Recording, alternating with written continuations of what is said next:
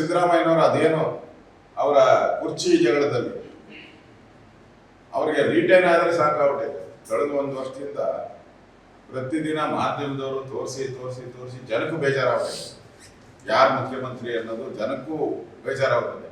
ಏನಪ್ಪ ಒಂದಿನ ಟೀಕೆ ಅಂತಾರ, ಒಂದಿನ ಈ ಜ್ಯೋತಿಷ್ಯ ಅಂತಾರಲ್ಲ ಗಿಣಿ ಶಾಸ್ತ್ರ, ಆ ಗಿಣಿ ಶಾಸ್ತ್ರದ ಸರ್ಕಾರ ಗಿಣಿ ಶಾಸ್ತ್ರ ಹೇಳ್ತದಲ್ಲ, ಅದು ಒಂದಿನ ಒಂದು ಹೆಸರು ಒಂದು ಹೇಳುತ್ತೆ, ಒಂದು ತೆಗಿತೆ, ಇನ್ನೊಂದು ದಿನ ಇನ್ನೊಂದು ತೆಗಿ.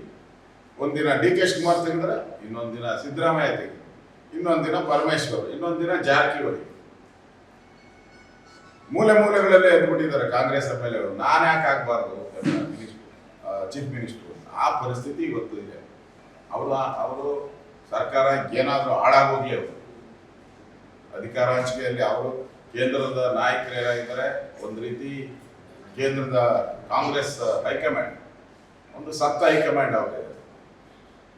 ಖರ್ಗೆ ಕೇಳಿದ್ರೆ ರಾಷ್ಟ್ರೀಯ ಅಧ್ಯಕ್ಷರು ಅವ್ರು ತೀರ್ಮಾನ ತೆಗೆದುಕೊಂಡು, ನಂದೇನೂ ಇಲ್ಲ, ಇಲ್ಲಿ ಎಲ್ಲ ರಾಹುಲ್ ಗಾಂಧಿ ತೀರ್ಮಾನ ತೆಗೆದುಕೊಂಡ್ರೆ. ರಾಹುಲ್ ಗಾಂಧಿ ಅದೇನು ಹೇಳ್ತಾರಲ್ಲ, ಟಕ್ಕ ಬಿಟ್ರೆ ಸಿಕ್ಕ ಅಂತ.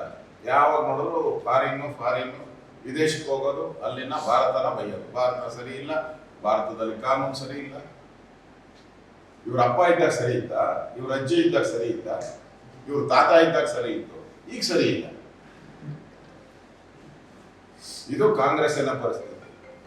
ಒಂಥರ ಬಿಸಿ ತುಪ್ಪದ ತರ, ನುಂಗಕ್ಕೂ ಆಗಲ್ಲ, ಬಿಡಕ್ಕೂ ಆಗಲ್ಲ. ಸಿದ್ದರಾಮಯ್ಯನ ತೆಗಿಯಕ್ಕೆ ಧೈರ್ಯ ಇಲ್ಲ.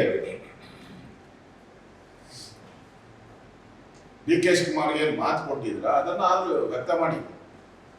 ಅಗ್ರಿಮೆಂಟ್ ಏನಾಗಿದೆ ಅದಾದ್ರೂ ರಾಜ್ಯ ಜನತೆಗೆ, ನಮಗ್ ಬೇಡ ವಿರೋಧ ಪಕ್ಷಕ್ಕೆ, ರಾಜ್ಯ ಜನತೆ ಕೊಡಿ.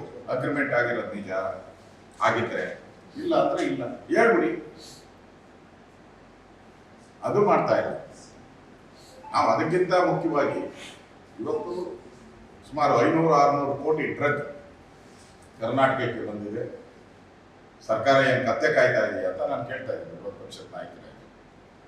ಇನ್ನೇನು 2 ದಿನ ಇರೋದು, ಓನ್ಲಿ 2 days ಇದೆಲ್ಲ ಬಿಕ್ರಿ ಆಗೋದಂದ್ರೆ. ಈಗ ಪೊಲೀಸರೇ ಇನ್ವಾಲ್ವ್ ಆಗಿದ್ದಾರೆ ಇದರಲ್ಲಿ. ನೀವು ಡ್ರಗ್ ಹಂಚಿಕೆ ಮಾಡೋದ್ರಲ್ಲಿ ಪೊಲೀಸರೇ ಇನ್ವಾಲ್ವ್ ಆಗಿದ್ದಾರೆ. ಪೊಲೀಸರೇ ಕಳ್ರಾವಟ್ ಅವರೇ ಈಗ ನೋಡ್ತಾ ಇದ್ದೀರಲ್ಲ. ದರೋಡೆ commissioner office, Bengaluru commissioner office ಎದುರುಗಡೆ 11 ಕೋಟಿ ಪೊಲೀಸರೇ ಕಳ್ತನ ಮಾಡ್ತಾರೆ. ಯಾರು? ಕಮಿಷನರ್ ಆಫೀಸ್ ಗಾರ್ಡ್ ಇದ್ದಾನಲ್ಲ, ಕಮಿಷನರ್ ಆಫೀಸ್ ಮುಂದೆ ಗಾರ್ಡ್ ನಿಂತಿದ್ದಾನಲ್ಲ, ಅವನೇ 11 ಲಕ್ಷ ಕಳ್ತನ ಮಾಡ್ತಾನೆ ಕಾರಲ್ಲಿ. ಇನ್ನ ಜಯನಗರ, ಬೆಂಗಳೂರು ಜಯನಗರದಲ್ಲಿ 7 ಕೋಟಿ ಆಡು ಅಗಲೆ ಅಲ್ಲಿಂದ ಹಣ ಹೊಡ್ಕೊಂಡು ಹೋಗ್ತಾರೆ. ಏನು ಸತ್ತೋಗಿದೆಯಾ ಸರ್ಕಾರ, ಗೃಹ ಇಲಾಖೆ, ಇಂಟೆಲಿಜೆನ್ಸಿ? CM ಹತ್ರ ಇದೆ, ಮುಖ್ಯಮಂತ್ರಿಗಳ ಹತ್ರ. ಏನ್ ಮಾಡ್ತಾ ಇದ್ದಾರೆ?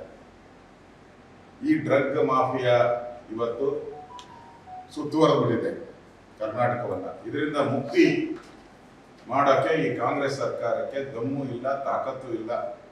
ಕೇಳಿದ್ರೆ ನಾವೆಲ್ಲ ಸಹಕಾರ ಕೊಡ್ತೀರಿ ಅಂತಾರೆ. ಇನ್ನ ಮಹಾರಾಷ್ಟ್ರ ಆಯ್ತು, ಇನ್ನ ತಮಿಳ್ನಾಡವ್ರು ಬರಬೇಕು, ಆಂಧ್ರ, ತೆಲಂಗಾಣ, ಬೇರೆ ರಾಜ್ಯದವ್ರು ಬರ್ಬೇಕೀಗ ಇಲ್ಲಿ. ನನಗೆ ಅನಿಸ್ತಾ ಇದೆ ನೆಕ್ಸ್ಟ್ ಬರ್ತೀನಿ ಅದಕ್ಕೆ. ಒಂದು ರೀತಿ ಬೇರೆ ರಾಜ್ಯದವರೇ ನಮ್ಮ ರಾಜ್ಯನ ಆಳ್ತಾ ಇದ್ದಾರೆ.